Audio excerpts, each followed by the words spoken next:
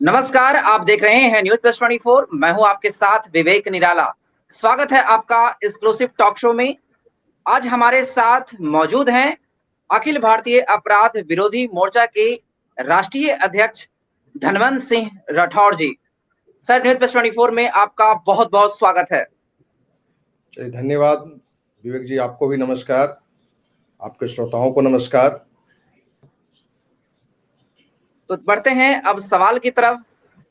सबसे पहले हम चाहेंगे आप दर्शकों को एक संक्षिप्त परिचय दें। मेरा नाम धनवंत सिंह राठौर, सामाजिक कार्यकर्ता हैं। विवेक जी ने पहले ही परिचय दिया है कि अखिल भारतीय अपराध विरोधी मोर्चा के राष्ट्रीय अध्यक्ष हैं। अखिल भारतीय अपराध विरोधी मोर्चा की स्थापना 19 जनवरी 1995 ईस्वी को हुई थी। आईएएस की तैयारी छोड़ के हमने इससे सामाजिक संस्था की स्थापना किया था। 26 साल से अधिक समय हो चुके हैं। सर, अक्सर आप सामाजिक कार्यकर्ता के रूप में सक्रिय रहते हैं। सरकार और राजनीति पार्टी या व्यक्ति विशेष पर भी हमलावर रुख अपनाते हैं। तो क्या आपकी दिलचस्पी राजनीति पार्टी में क्यों नहीं देखी जाती है? जिन उद्देश्यों को लेकर हमने आईएएस की तैयारी छोड़ के अखिल भारतीय अपराध विरोधी मोर्चा की स्थापना की थी, कहीं न कहीं वो उद्देश्य इसी बैनर तले निरंतर यही कार्य करते हुए हम उस उद्देश्य को प्राप्त कर सकते हैं। और ऐसा नहीं है कि किसी राजनीतिक दल से या राजनीतिक सोच से हम नफरत करते हैं, ऐसी भी बात नहीं है। लेकिन आज राजनीति में एक सच्चे सामाजिक कार्यकर्ता को कहीं ना कहीं जगह नहीं दिया जाता है। और खास करके जो मेरे जैसे सामाजिक कार्यकर्ता हैं, कितनी भी बड़ी राजनीतिक दल हो, कितने बड़े राजनेता हो, चमचागिरी नहीं कर सकते, गलत में हाँ न मिला सकते, क्योंकि अपना शुरू से एक सिद्धांत रहा है, गलत को गलत कहें, अच्छा को अच्छा कहें। जब आप इन सिद्धांतों पर काम करते हैं तो कहीं न कहीं आज जो राजनीतिक दल में जो राजनेताओं की स्थिति है वो आपको तवज्जो नहीं देगा, अपने पार्टी में एक सम्मानजनक तरीके से कार्य करने की आपको छूट नहीं देगा। यही कारण है कि अपना 100% समय सामाजिक कार्य में हो तो हम संस्थागत ही अखिल भारतीय अपराध विरोधी मोर्चा और भी सामाजिक संस्थाओं के तले हम दे रहे हैं। सर, आपने संस्था की शुरुआत अपराध पर लगाम लगाने हेतु की है। यह सराहनीय है। लगातार आप अपराध को लेकर सतर्क रहते हैं। सवाल यह सर कि राजनीति पार्टियां में अक्सर देखी जाती है कि जो भ्रष्टाचार से लिप्त इंसान होते हैं वो मौजूद होते हैं, वो पार्टी में खड़े होते हैं और जीतते हैं। तो क्या संविधान में क्या सख्त कानून की जरूरत है? आपके अनुसार क्या होना चाहिए? देखिए, संविधान में आज भी कहीं न कहीं कानून में सख्त तो नहीं है, लेकिन फिर भी कड़ी कानून है। इस तरह के अपराधियों को रोकने का कानून में व्यवस्था है। लेकिन ये व्यवस्था है कि जब न्यायालय से उनको सजा सुप्रीम कोर्ट से मिल जाए। और आज कहीं न कहीं आज की जो राजनीतिक स्थिति है ये पैसे की राजनीति हो गई है।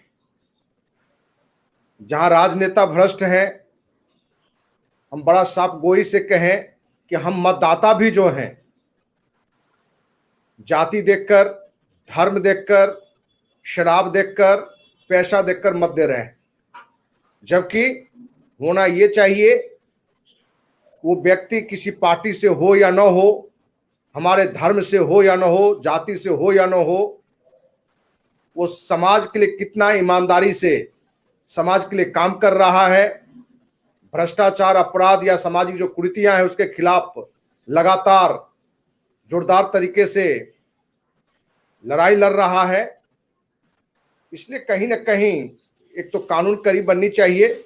और विशेषकर आपके चैनल से हम मैसेज देना चाहेंगे कि आज उद्योगपति और संपन्न लोग ये कहते हुए राजनीति में आते हैं कि हमारी सेवा की भूख है इसलिए हम आए हैं।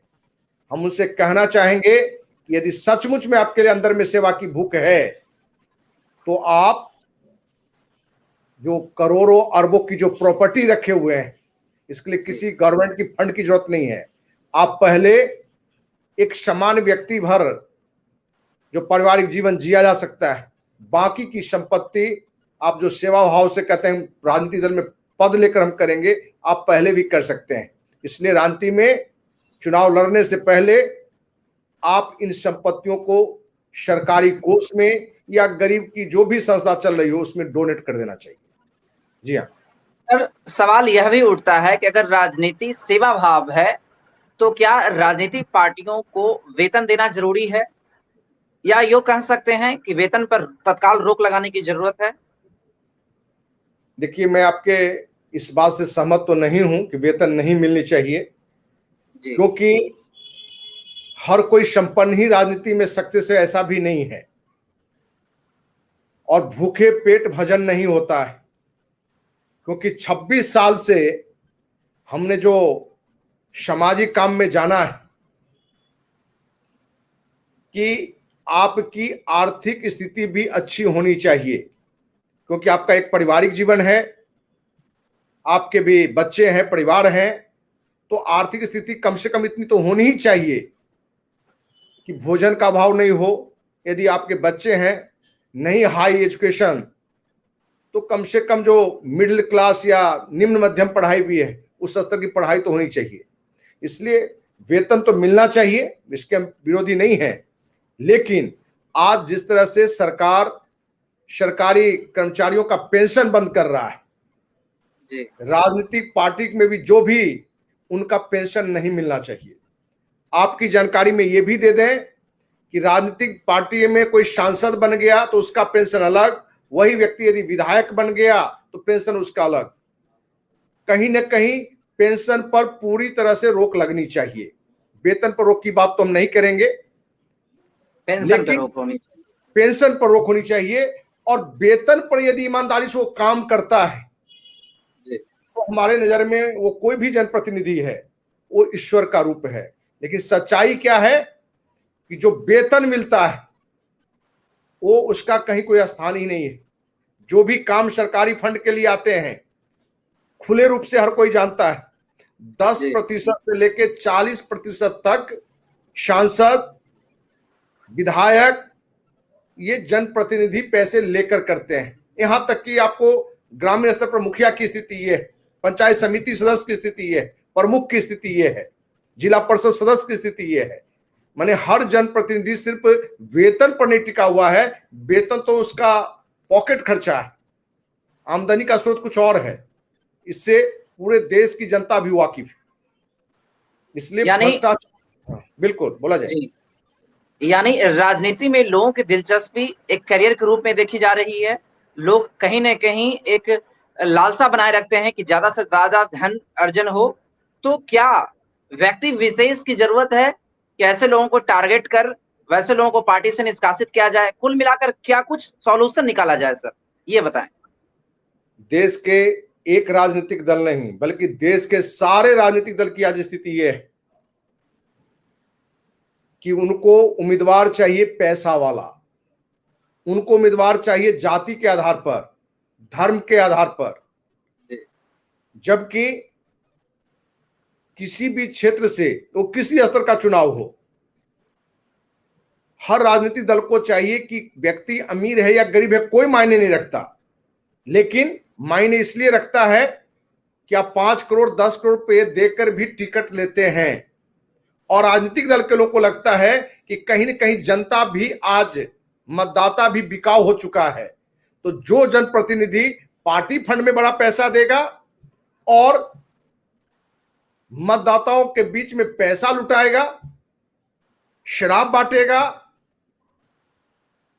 या उस एरिया में उस जाति से ज्यादा लोग होंगे, उस धर्म से ज्यादा लोग होंगे, तो कहीं ना कहीं हम नैतिकता की तो बात करते हैं, लेकिन आज सच्चाई ये धरातल पर है कि एक भी राजनीतिक दल ऐसा नहीं है जो पूरी ईमानदारी से मूल्य की राजनीति कर रहा हो, स्वच्छ राजनीति कर रहा हो। कथनी करनी में आकाश पाताल का अंतर है। सर, बिहार में अक्सर सरकार को लेकर कोसा जाता है, सरकार को लगातार घेरा भी जाता है। ऐसे में लगातार आप भी कई कानून व्यवस्था को लेकर या फिर रोजगार हो या तमाम समस्या को लेकर आप भी सरकार को घेरते रहते हैं। ऐसे में आपके अनुसार बिहार में कैसे नेतृत्व की जरूरत है? देखिए, हम सभी बड़ी बड़ी जो भी बात कर दें, नेतृत्व तो ऐसा चाहिए जो न जाति देखे न धर्म देखे, क्योंकि किसी राज्य का जो मुखिया होता है, मुख्यमंत्री होता है, या जो भी जनप्रतिनिधि मंत्री हैं, उनके लिए राज्य का एक एक व्यक्ति समान होना चाहिए। लेकिन आप देखते होंगे कि माननीय मुख्यमंत्री हो या माननीय मंत्री हो या सांसद हो, विधायक जो भी हो, ये सारे गंदी राजनीति करते हैं, जाति धर्म के मुद्दे को लेकर चलते रहते हैं और उसी आधार पर कार्य करने की भी बात करते हैं। यही कारण है कि आज बिहार जैसा जो सबसे गरीब राज्य है, देश का सबसे पिछड़ा राज्य है, गरीबी के आधार पर जनगणना की मांग नहीं किया, जातिगत जनगणना चाहिए। जबकि सच्चाई यह है कि आज दो ही जाति है, गरीबी और अमीरी, गरीब और अमीर की जाति है। जनगणना तो इस बात की होनी चाहिए कि गरीब कौन है, अमीर कौन है। लेकिन बिहार के मुखिया नीतीश कुमार, विपक्ष के नेता तेजस्वी यादव या हर राजनीतिक दल के जो प्रमुख बिहार के थे, वो सभी ने माननीय प्रधानमंत्री से जातिगत जनगणना की मांग की और इसके पीछे एक ही उद्देश्य रहा, सिर्फ वोट की राजनीति। इसलिए हम कितनी बात कह लें, क्या आज बिहार में नीतीश कुमार से योग्य व्यक्ति नहीं है? क्या बिहार में तेजस्वी यादव से योग्य व्यक्ति नहीं है? हम ये कहें कि राजद में ही तेजस्वी यादव से काफी लोग हैं, लेकिन वंशानुगत राजनीति की एक रणनीति है। मैं किसी का विरोधी नहीं हूं, लेकिन जिस तरह से राजतंत्र में सत्ता चलता था, उसी तरीके से आज अपने यहां लोकतंत्र में भी सत्ता चल रहा है। तो सर, सवाल बनकर यह उभरता है, क्योंकि बिहार में जातीय जनगणना को लेकर भी मांग तेज हुई, राजनीतिक पार्टियां जहां पर लगातार जातीय जनगणना की मांग की, तो क्या बिहार में जो आप, जैसा कि आपने बताया कि एक विशेष वर्ग जो अमीरी और गरीबी का है, इस पर एक वर्गीकरण किया जाना चाहिए, तो क्या जो वर्गीकरण जो हो, ऐसा जनगणना हो जिसमें अमीरी और गरीबी को अलग किया जाए, तो क्या ऐसे में क्या आरक्षण जैसी कुछ नीति अपनाई जाए जिससे गरीबी कम किया जा सके? आपके जानकारी में हम दे दें कि पूरे देश में अखिल भारतीय अपराध विरोधी मोर्चा के बैनर तले जी, वर्ष 2000 ईस्वी से एक बड़ी लड़ाई हमारी इस बात की रही है, बड़ा आंदोलन रहा है, सैकड़ों धरना, प्रदर्शन, अनशन, यहां तक कि 2 अक्टूबर 2018 ईस्वी को राष्ट्रपति भवन में भी सैकड़ों साथियों के साथ हम गए थे। मांग क्या थी कि आरक्षण हो, लेकिन आरक्षण का आधार सिर्फ और सिर्फ गरीबी हो, जी, सिर्फ गरीबी हो। आरक्षण मिलना चाहिए, लेकिन गरीब को मिलना चाहिए। सच्चाई ये है कि पहले से जिस समाज को आरक्षण मिल रहा था, उस समाज के जो संपन्न 2 से 5% लोग हैं, यही बार बार इस आरक्षण का फायदा उठा रहे हैं। सच्चाई है। जबकि होना यह चाहिए कि भाई आपको आरक्षण मिल गया, आपके पिता माने एक परिवार में गजेटेड अफसर बन गए, क्लास 1 अफसर बन गए, या किसी तरीके से संपन्नता आ गई, तो उस परिवार को आरक्षण नहीं मिलना चाहिए था। लेकिन जाति के आधार पर होने पर, और कहीं न कहीं हमारे आंदोलन का सिर्फ एक छोटा सा हिस्सा फायदा यह हुआ कि जो गरीब सवर्ण है, उनको आर्थिक आधार पर 10% आरक्षण की सुविधा दी गई है। इसलिए आरक्षण का भी आधार गरीबी होना चाहिए। जो समाज पिछड़ा हुआ है, वो अनुसूचित जाति हो, जनजाति हो, एससी हो, ये अति पिछड़ा हो, उसी समाज में जो गरीब है, उनको जितना प्रतिशत मिल रहा है वो मिले, उसके से भी हमारा कोई शिकायत नहीं है। लेकिन वो प्रतिशत उस गरीब को मिले, तो एक दिन ऐसा आएगा कि आरक्षण देने की अपने देश में आवश्यकता नहीं पड़ेगी। जी, बिहार में ऐसे तो बहुत सारी समस्याएं हैं, जैसे रोजगार हो, शिक्षा हो, लेकिन अगर हम बात करते हैं महिला सुरक्षा की, बिहार में महिला सुरक्षा को लेकर भी सवाल लगातार उठ रहा है। हाल ही में वैशाली में यह निंदनीय घटना, 14 वर्ष की बच्ची के साथ दुष्कर्म किया जाता है, इसके बाद हत्या कर दी जाती है, निर्मम हत्या। ऐसे में क्या लगता है आपको कि सरकार को क्या रणनीति बनानी चाहिए ऐसे अपराध को रोकने के लिए? देखिए, इस विषय पर हम आज तक किसी राजनेता या किसी समाज सेवी का 100% ईमानदारी से कहते हुए हम नहीं सुने। ये एक ऐसा मुद्दा है जिसमें सरकार भी जिम्मेवार है, प्रशासन भी जिम्मेवार है, लेकिन ये एक ऐसी बात है, हमने एक जगह किसी परिचर्चा में हमने बड़ा स्पष्ट रूप से कहा था कि 99% से अधिक पुरुष अनैतिक कार्य कर सकते हैं। उनको ये पता हो कि हमारे अनैतिक कार्य के बारे में कोई नहीं जानेगा, कोई कानूनी कार्रवाई नहीं होगी, कोई सजा नहीं होगा। 99% से अधिक। इसलिए इसमें सरकार का नहीं बल्कि हर परिवार की जिम्मेवारी है कि हर परिवार अपने परिवार में कम से कम प्रतिदिन नहीं तो सप्ताह में बैठक करे अपने परिवार के हर सदस्यों के साथ। जनरली हम बैठते किस बात के लिए हैं? तो आर्थिक संपन्नता कैसे बढ़े, कैसे बने, लेकिन सप्ताह में कम से कम एक बार इस बात की जरूर बैठक होनी चाहिए कि आपकी माँ बहन बेटी जिस तरीके से है, समाज का हर माँ बहन बेटी उतना ही सम्मानजनक है। हमारा बच्चा या हमारे घर का कोई सदस्य किसी के प्रति बुरी नजर से न देखे। इसलिए इसमें हम सरकार का दोष कम, हर बिहार नहीं बल्कि देश या दुनिया की हर परिवार को हम दोषी मानते हैं कि इस विषय पर हम कभी ध्यान नहीं दे पाते हैं, क्योंकि हम एक पुरुष हैं, एक सामाजिक कार्यकर्ता हैं। हमारे पास एक नहीं 26 साल में 27 साल में हजारों केस ऐसे आए हैं और हमने महसूस किया है कि अच्छे अच्छे लोग जो सामाजिक क्षेत्र में हो, व्यवसायिक क्षेत्र में हो, प्रशासनिक क्षेत्र में हो, आपने बहुत सारे साधु संत महात्मा का भी, बाबा का नाम भी आप देख रहे हो, बहुत लोग जेल में भी हैं जी। तो ये एक ऐसा मुद्दा है कि इसको हर घर को ध्यान देना पड़ेगा, सिर्फ सरकार नहीं। आपने जो वैशाली की घटना बताई, क्योंकि सरकार की ओर से भी पुलिस प्रशासन हर कदम पर नहीं बैठा जा सकता है किसी भी राज्य में, किसी भी देश में। इसलिए इसमें हर व्यक्ति को अपना सुधार करना पड़ेगा। मैं अपने बारे में बताऊं, मैं प्रतिदिन ये संकल्प लेके जाता हूं कि हम किसी माँ बहन बेटी के प्रति बुरा न सोचें, ठीक ना। जब तक ये विचार प्रतिदिन हर पुरुषों के अंदर में नहीं आएगा तो इस तरह की घटना को पूरी तरह से नहीं रोका जा सकता है। और मैं एक बात और बताऊं, इस तरह की महिलाओं की घटना को रोकने के लिए महिला यदि चाहे तो 99% ये घटना रुक सकता है, महिला चाहे तो। क्योंकि आप किसी जैविक उद्यान में जाते हैं, शेर बाघ सिंह के घेरा में यदि कोई व्यक्ति कूद जाता है तो हम शेर बाघ सिंह को दोषी नहीं देते हैं, ज्यादा दोष देते हैं उसमें जो कूदा है। बड़ी क्लियर मैं एक मैसेज दूं, जन्मजात पुरुषों में ये कमियां है, ये बात लोग नहीं बोलना चाहते हैं। जो बहुत ही संयमित, समाज के प्रति संकल्पित सोच, नैतिकवान है, वही इस पर अपने आप को पूरी तरह से कंट्रोल कर पाते हैं। इसलिए हम अपने हर मां बहन बेटी जो भी हैं उनसे भी आग्रह करना चाहेंगे कि आप अपने मां पिता और सगे भाई के अलावा किसी के साथ एकांत जगह में न जाएं।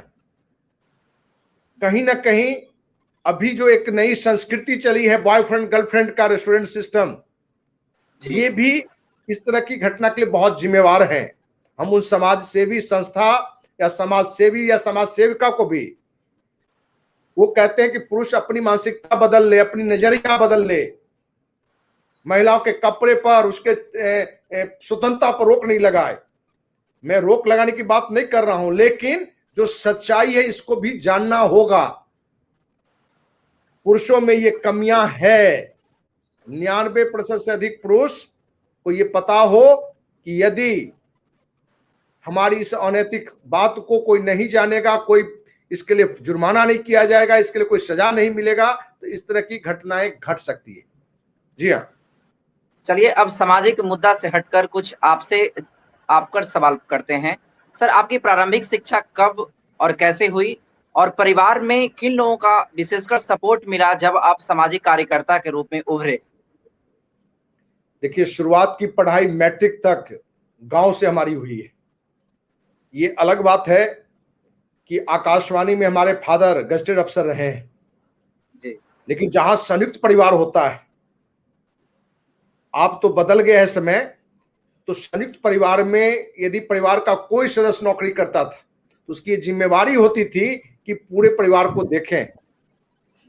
और मेरे पिताजी अपने पूरे नौकरी काल में साइकिल से मोटरसाइकिल नहीं खरीदे। ईमानदारी का इससे बड़ा क्या आपको मिलेगा। और उनका मानना था कि जहां संयुक्त परिवार है, पूरे परिवार को शहर में रख के पढ़ाना लिखाना रखना, क्योंकि हम 3 भाई 1 बहन हैं। तो मैट्रिक तक की पढ़ाई गांव से हुई और मैट्रिक के बाद इंटर से लेकर ऑनर्स तक, क्योंकि पिताजी उस समय आकाशवाणी दरभंगा में थे, इसलिए ऑनर्स तक की पढ़ाई सीएम कॉलेज दरभंगा से हमारी हुई। और उसके बाद हम आईएएस की तैयारी के लिए आ गए। और आपको जानकारी ही है कि तैयारी काल में ही कहीं ना कहीं आकाशवाणी, दूरदर्शन से, प्रेस मीडिया से भी हम जुड़े रहे हैं आज हिंदुस्तान से, क्योंकि वहां से भी कुछ आमदनी हो जिससे हमारा पढ़ाई का खर्च निकले। और कुछ ऐसी घटनाएं जो अनेकों घटना का रूप लेके मन में ये आया कि हम एक आईएएस बन जाएं, आईपीएस बन जाएं, एक उद्योगपति बन जाएं। उससे बड़ा महत्व है कि समाज के लिए कहीं ना कहीं जो अपराध है, भ्रष्टाचार है, सामाजिक कुरीतियां हैं, उसके खिलाफ हम काम करें। और ये बात मेरे मन में जब आया तो हमने एक संकल्प लिया कि हम जो भी कमाएंगे उसका कम से कम 50% सामाजिक कार्यों में लगाएंगे। और आपको विश्वास दिलाते हैं, आज तक मैं 50% नहीं बल्कि 60-70% समाज सेवा में हमने खर्च किया है। 26 साल के सामाजिक जीवन में हमने 1 रुपया चंदा नहीं लिया है, 1 रुपया सहयोग नहीं लिया है। ये अलग बात, समाज बड़ा काम करने के लिए कहीं ना कहीं एक बड़े सहयोग की आवश्यकता है और आज हमें दिख भी रहा है।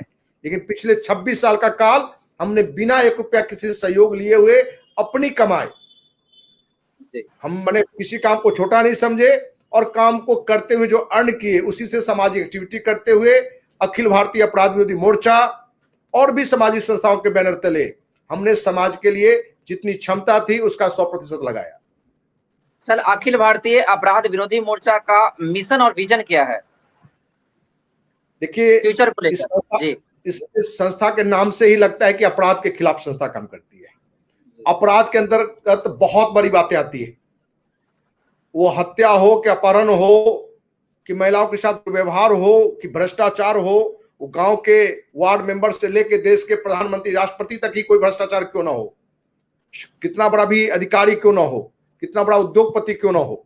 यही कारण है कि आप देखते होंगे अपराध विरोधी मोर्चा के बैनर तले हमने कभी ये ध्यान नहीं दिया कि प्रधानमंत्री है कि मुख्यमंत्री है कि कितना बड़ा अधिकारी है। यदि वो गलत है तो उसका हमने विरोध किया है, जो नीतियां गलत रहा है उसका हमने विरोध किया है। इसलिए बड़ा क्लियर उसका भ्रष्टाचार के खिलाफ, सामाजिक कृतियों के खिलाफ एक बड़ा अभियान हम चलाए।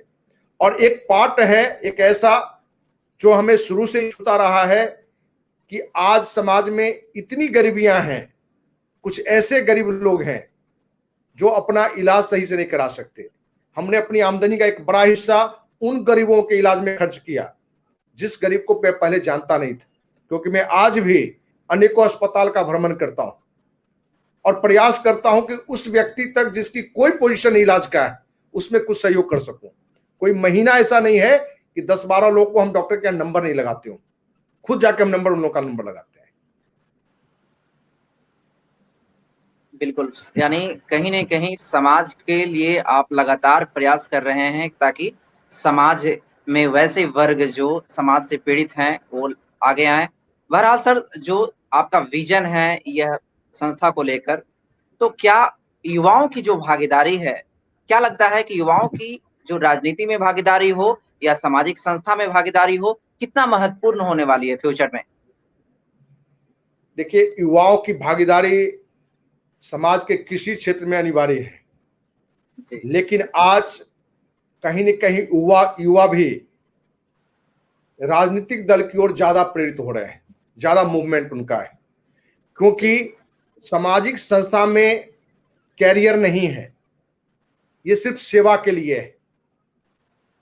अखिल भारतीय अपराध विरोधी मोर्चा में हमने ये महसूस किया, संस्था में retired IAS, IPS, retired brigadier, colonel, हर तरह के लोग पदाधिकारी में आज भी हैं, लेकिन हमने निरंतरता नहीं देखा लोगों का या युवाओं का, जो भी युवा है, क्योंकि आर्थिक तंगी या आर्थिक स्थिति किसी सामाजिक सेवा संस्था में आपकी मजबूत नहीं होती बल्कि कमजोर होती है। इसलिए आज के युवा समाज सेवा में जो भी संस्था ईमानदारी से काम कर रहा है वहां रुझान कम है, वहां उनका रुझान कम है। उन युवाओं का रुझान राजनीतिक दल की ओर ज्यादा है। ये एक दुखद बात है। आज के युवाओं से, आपके चैनल के माध्यम से ये हम आग्रह करना चाहेंगे कि आप अपना एक बड़ा समय आर्थिक मजबूती में जरूर लगाएं। यदि पढ़ाई में है तो 99% पढ़ाई में लगाएं, लेकिन 1%, 10% सामाजिक कार्यों में, उन सामाजिक सेवा संस्थाओं में जो सचमुच में बिना किसी भेदभाव का गलत को गलत कह रहा हो, अच्छा को अच्छा कह रहा हो, उनका साथ दें। क्योंकि कोई भी सामाजिक संस्था या कोई भी सामाजिक कार्यकर्ता जो नेतृत्व करता ही क्यों ना हो, वो भी तब अपने को शक्तिशाली मानता है या अपने कार्य को निरंतरता की ओर ले जाता है, निरंतर बढ़ाता है, जिनको लोगों का साथ मिलता है। क्योंकि कलयुगे संघे शक्ति है। जहां संगठन में काफी लोग होंगे वहां शक्ति होगा, तो आप अपनी बातों को बड़ी मजबूती से रख सकते हैं।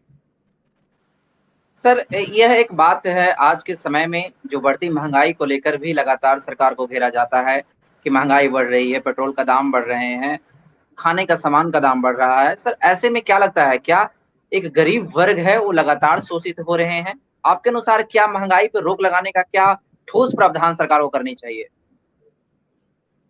देखिए, महंगाई पर राजनीतिक दल की तरह अपनी बात हम नहीं रखना चाहेंगे जी। महंगाई पर रोक के लिए आज तक कोई भी सरकार जो 100% ध्यान देना चाहिए वो नहीं दे पा रहा है। उसके पीछे एक बड़ा कारण यह देखा गया है कि हर राजनीतिक दल बड़ी बड़ी कंपनियों से बड़ा बड़ा चंदा लेता है। जब वो सरकार में आता है तो कहीं ना कहीं जिससे चंदा ली है सरकार, जो भी राजनीतिक दल, उन बड़े उद्योगपतियों का भी जो उसका कहीं महत्वाकांक्षा हो या जो मनोकामना होता है अपने व्यवसाय के लिए, वो सरकार से पूरा करना चाहता है। यही कारण है कि आज कहीं ना कहीं मोदी सरकार पर भी अंबानी, अडानी, मोदी बने बहुत सारे आरोप लग रहे हैं। जी। तो एक तो सरकार की नीतियां ये हो कि महंगाई कम कैसे हो, और इसको कम करने के लिए कहीं ना कहीं देश की जनता को भी, क्योंकि आज हमारे देश में या हमारे राज्य में की बात करें तो जो विकास के लिए जो हमारी गति होनी चाहिए, जो सोच होनी चाहिए, वो आज कहीं ना कहीं देश में, बिहार की बात करें तो देश के अन्य राज्यों की अपेक्षा कम है। देश की बात करें तो बहुत सारे विकसित राष्ट्र हैं, वहां आप देखेंगे कि जनसंख्या कम है लेकिन अपने देश या राज्य के हजार हजार आदमी पर एक आदमी वहां अर्न कर रहा है।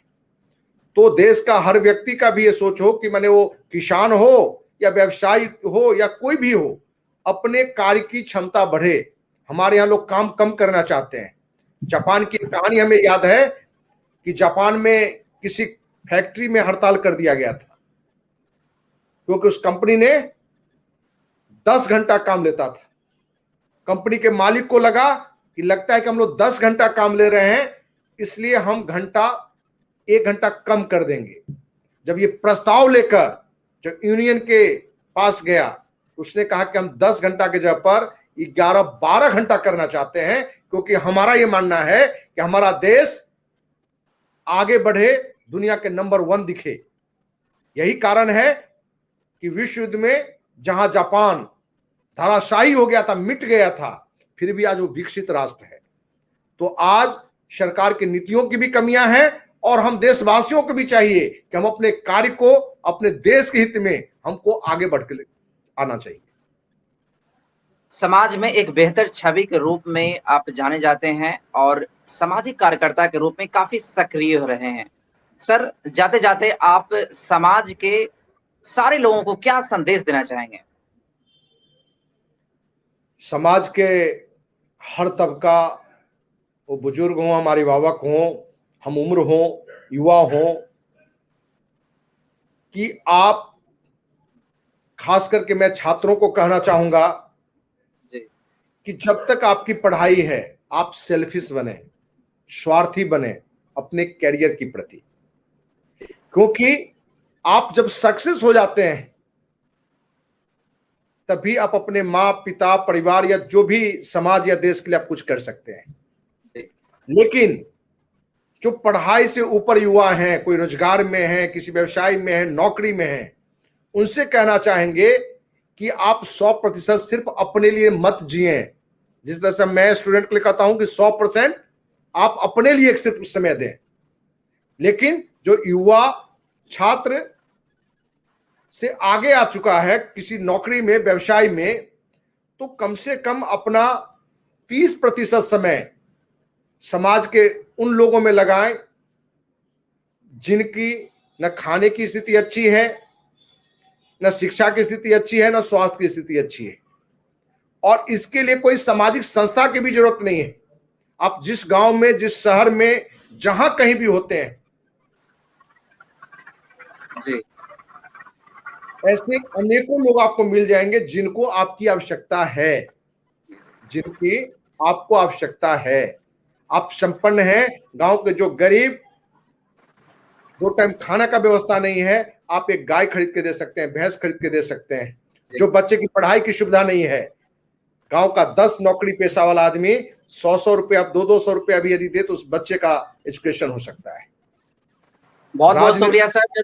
जी, बहुत बहुत शुक्रिया सर तमाम जानकारी के लिए सर। अब समय हो चला है। चलिए विवेक जी, आपको बहुत बहुत धन्यवाद। और आपका चैनल देश समाज की बात को लेकर आगे बढ़ते रहे, सत्यता के साथ लड़ते रहे, जूझते रहे। हमारे जैसा सामाजिक कार्यकर्ता की शुभकामना आपके साथ है। जय हिंद, जय भारत। जी, नमस्कार। नमस्कार।